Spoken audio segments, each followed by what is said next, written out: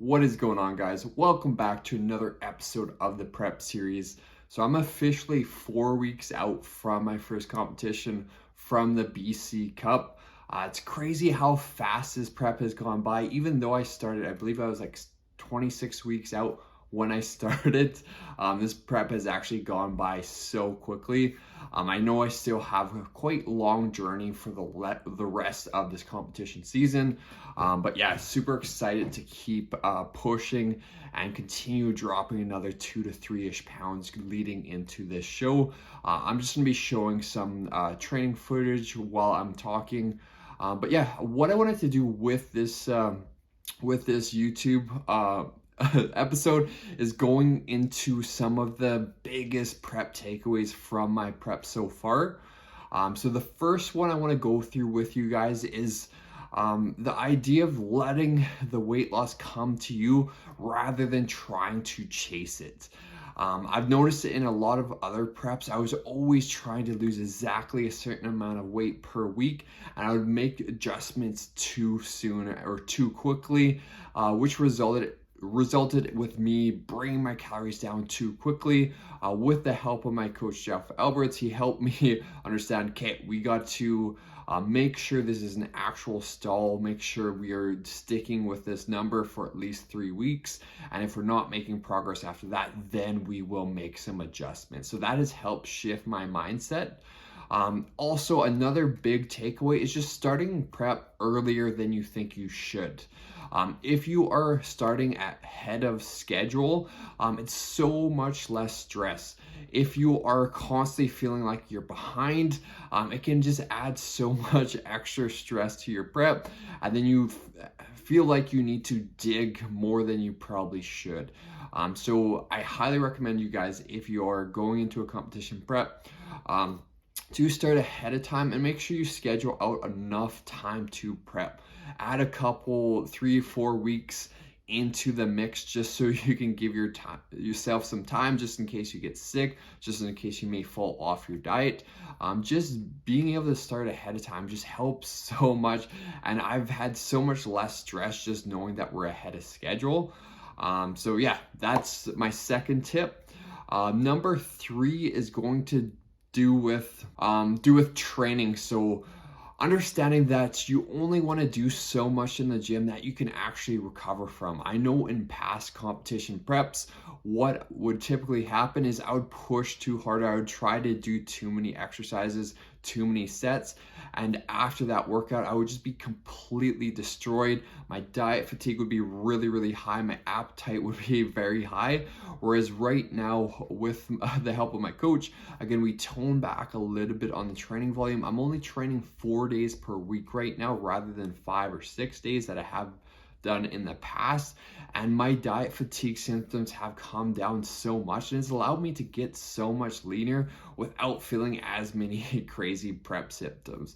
I'm not gonna lie, like obviously I'm still experiencing these prep symptoms. I'm still having some issues with sleep and stuff like that, and still having lower energy, but nowhere near as bad as I was in the past when I wasn't even as lean as I am right now. So that is going to be number 3. So only do so much that you can recover from. Don't try to just kill yourself in the gym and go balls to the wall, train to failure every single set, do a shitload of volume, because that is only going to cause you to not be able to recover, be sore going to your next session, have nagging knees, nagging elbows. And then your diet fatigue is going to be so high that you are not going to be able to probably adhere, just because things are getting so extreme. So that has helped me out a lot.